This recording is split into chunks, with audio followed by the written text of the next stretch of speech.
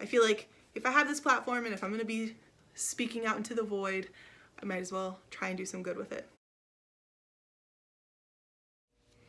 Hola y'all, welcome back to my channel. It's Michelle and you are watching Shelly Flowers Reads and Writes, where I talk about all things related to reading and writing.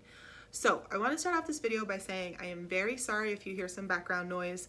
We have the dishwasher going. I live in a very small apartment and this is the only time that I could record this video, so bear with me. But today I wanted to talk about all of the books I read during the month of May. So in total, I read 7 books. 5 of them were physical books and 2 were audiobooks. I also participated in the Asianreadathon, so I wanted to share out some of the books that I read for that as well. Let's go ahead and jump into it. The first book that I finished this month is this book here. It is Great Habits, Great Readers, and it's written by a few different people, primarily Paul Brambick-Santoyo, but it's also written by Asia Settles and Juliana Worrell. So I rated this book 4 stars, and I have to say, if you are someone who is going to be teaching any type of literacy, particularly in elementary school, you need this book. This book does an excellent job of breaking down basically different ways to structure your lessons for your classroom, or different strategies you can use to help out students who need assistance with their literacy and things like that. So I highly recommend, if you're a first or second year teacher teaching reading, even if you're in middle school, like this is primarily for elementary school, but as a middle school teacher, I have used a lot of these techniques in my classroom. I have to say this is a really great resource for you. Okay, next up, the second book that I read this month, I actually listened to this on Audible, and this is Dear Girls by Ali Wong. So this book I rated 4 stars as well. I really loved this book. Ali Wong's sense of humor is one that I completely identify with, and the way that she talked about motherhood is very similar to how I feel about motherhood. The way that she talked about her wedding, her relationship with her husband, just her relationship to comedy. It reminds me so much of the relationship I have with writing, and I just feel like overall this book just completely resonated with me. I think the only reason I'm rating it 4 stars instead of 5 stars is because at times the jokes did seem to be a little bit like, we get it, you're crude, you're funny, but something that really like bumped it up a notch was at the end of the book she had her husband write a letter, and I really appreciated that because he brought a level of sincerity to the whole book that I think grounded it a little bit, which the book kind of needed by the end. I will also say this book is told in an epistolary format. Normally I hate that, and epistolary novels are basically books that are told in sort of letter or journal format. But in an audiobook, for me it worked. So maybe that's something I need to consider, is if I know a book is in epistolary format, then I need to listen to it rather than read it. Also, I read this for Asianreadathon, and it fulfilled the challenge of read a book written by an Asian author who you can relate to. So as stated before, I can definitely relate to a lot of things that Ali Wong brings to the table.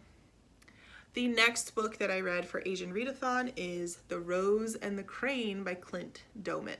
And then this book also fulfilled the challenge for Asianreadathon of read a book with an Asian character that you can relate to. And I can relate to the character in this because they are traveling across the world, and that is something that I enjoy doing as well. So, this book. I rated it 1 star. All these flaps are angry flaps because I did not like this book. And it sucks because I wanted to like it so much. This book is basically a historical reimagining of the War of Roses, but imagine shogun samurais in medieval England. I love that idea. I have no issues with that idea at all. You know, it takes place just before, Europeans were traveling across the world. So I guess it's really more like right at the end of the medieval period, beginning of the Enlightenment period. But I just thought it was such a fun concept. The problem is that the author, Clint Doman, did not know how to make it all come together. It felt like the novelization of an action movie. Everything just felt like all the characters were really caricatures, and the plot made no sense. The people would travel for months at a time, and that would be like a page and a half in the book, and then one battle scene would take up 35 pages. So it's just stuff like that, a lot of very like rookie mistakes where I actually think if maybe he had a little bit more editing, then he could have written a better story. The other main issue that I had with it though was the treatment of the characters, especially the Asian characters. It was just a lot of really inappropriate characterization and description of characters that I could not get behind. And then the way that he described the European characters learning Japanese didn't make sense. Like the mistakes that they were making would only make sense if they were reading like phonetic Japanese rather than listening to someone say things. So it's just a lot of stuff like that where it didn't seem like it was fully thought through and wasn't fully edited to make clearer. And that's something that really bothered me about the book. All right, next up, I read Clap When You Land by Elizabeth Acevedo. I also did an entire reading vlog of this book, which I'm gonna link in the cards above because I loved this book. I rated it 4 stars. This is editing Michelle. I actually rated the book 5 stars. You know, this is what I get for making a video so late at night. Ooh. I am new to the novel and verse genre, but I am finding that I love it so much. This is my 4th novel in verse that I've ever read, and I think it's one that I just need to read more of because I think it's such a powerful way to talk about characters in a book, and to focus on emotional resonance rather than just strictly a plot. For those of you who don't know, this book is sort of like a reimagining of an American Airlines flight that was on its way to the Dominican Republic when it crashed, and it happened right after 9/11. So it was sort of this forgotten to certain communities kind of plane crash, and I think Elizabeth Acevedo did an excellent job of breaking down the effect that this plane crash had on different characters. And so you have these 2 sisters, Camino and Yahaira, who one lives in the DR and then the other one lives in New York City, and they find out about each other. And the whole book is just about what happens after that. I found it to be so powerful, and I just watch my vlog and I can talk more about it, but get this book. Elizabeth Acevedo, national treasure. She deserves all the things. So that's all I'm gonna say about that. Okay, next up we have 1,000 Splendid Suns by Khaled Hosseini. This was another book that I rated 5 stars. And I have to say, this was the second book this month that made me cry. So Clap When You Land made me cry. This book made me cry. I don't know what it is. Maybe it's quarantine. That's 3 books within the span of 2 months that have made me cry. I don't cry when I read books. There's just a lot of shit going on lately, I guess. But this book was so heartbreaking and powerful. And I'm going to start it off by saying, if you are someone who is very much affected by descriptions of sexual assault, abuse, war, things of that nature, do not read this book. I think the major criticisms of this work is the treatment of the characters, because it follows 2 women who are living in Afghanistan from like the 1980s until the early 2000s. The main criticism that people have is that they feel like it's a bit misogynistic because of the way that these female characters are treated throughout the book. And I definitely understand that critique, and I think it's a valid critique. But I also feel that oftentimes when we have books about war and revolution, women are left out, children are left out, and sexual violence is not something that's discussed, and it should be. So that's what I appreciate about this book, is that it doesn't sugarcoat what happens. I also feel, this is kind of a spoiler, but I do feel like the ending, not that it makes up for what happened, but it at least creates a catharsis that wouldn't have occurred. You know, I think maybe if another writer had handled it, it probably wouldn't have been treated as well. So I think this book is definitely something that should be considered. I will also add that this fulfilled the challenge of read a book recommended by an Asian. It was on the Google Doc sheet that Read with Cindy had on her channel. Next up, we have Hermosa by Jessica Salgado. So this book is a book of poetry by LA native Jessica Salgado. She is a Salvadoran poet, and I rated it 4 stars. This is the last book in her Love in LA series. The other 2 books in that series are Corazón and Hermosa, which I talked about in my indie bookstore haul, and I will link that above. I really enjoyed this book. I have to say though, I don't think it was as strong as her first 2, especially Corazón. I feel like Corazón, there's a reason why it's still very popular to this day. I just think that, again, with this series, 3 books in 3 years, that's a lot of poetry to write in a fairly short amount of time. And I also think there were some poems that felt very repetitive. She does have a tendency of talking about unrequited love. And while I understand it, I think personally, I'm someone who likes to see the progression of an artist, especially a poet, and I was more intrigued by the poems where she talked about her body or her family back in Salvador or her relationship to her parents. And maybe it's also because I'm older, so like the lovey-dovey kind of poems, broken heart kind of poems don't really affect me in the way that they might have when I was younger. So what I am excited about is the fact that she now has a literary agent. She put out 3 books of poetry with no agent, so that just goes to show how different poetry is from fiction.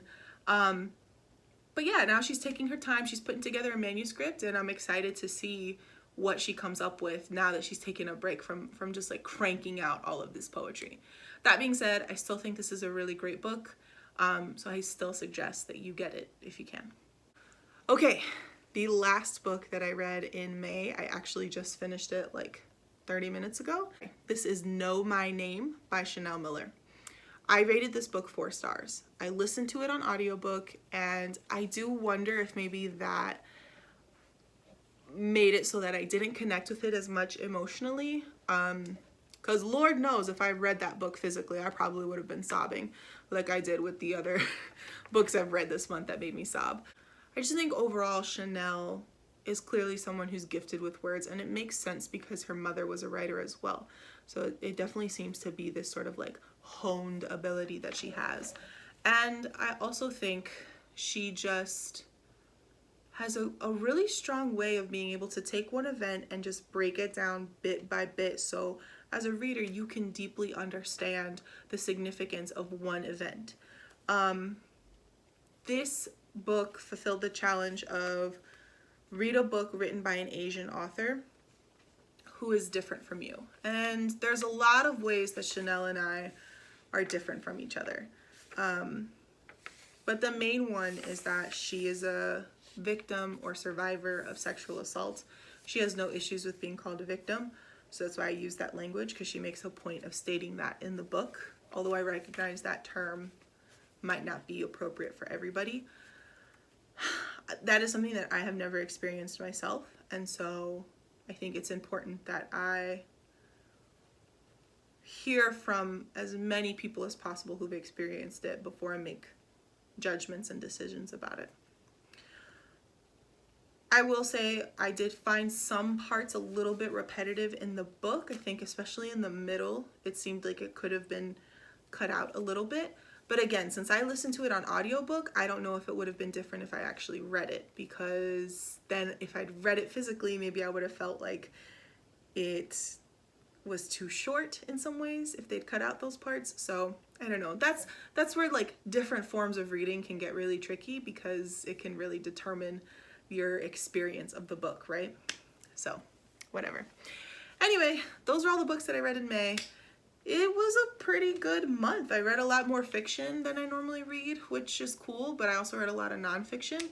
I like to do this. I'm gonna start doing this thing at the end of my wrap-ups where I keep track of like how many authors of color I'm reading, because I am making a pointed effort to read primarily from authors of color and more LGBTQ authors and undocumented authors and things of that nature. I think I only read one book by one white author, and the rest of the books were authors of color. And I actually read a lot more Asian authors than I normally do, which is something I have recognized by doing this Asianreadathon challenge that I need to push myself more on. because I tend to go more for Black and Latino authors, which is still really important, but I need to expand my horizons a little bit in that sense. So that's it from me. If you would like to follow me on a more day-to-day basis, you can find me on @ShellyFlowers at Goodreads, Tumblr, and Instagram. If you would like to buy my book, you can find it. Oh, dang it, I forgot to put my book. I need to go grab it. Totally forgot to put this in the background, but if you'd like to buy my book, it's a chapbook of poetry, Cuentos from the Swamp, all about growing up in South Florida. I don't necessarily have a question. I will say though, there have been a lot of protests going on for police brutality. There was one in my city as well, Jacksonville, Florida. I am linking a GoFundMe to bail out protesters who were arrested. If you could please donate in honor of my son's 6th birthday, just donate $6. That would mean so much to me. And if you donate, let me know down in the comments. But, you know, I feel like if I have this platform and if I'm going to be speaking out into the void, I might as well try and do some good with it. So thank you all, and I hope you have a wonderful reading month in June. I post videos every Wednesday, Sunday, sometimes Fridays, and I'll see y'all later. Ciao, y'all.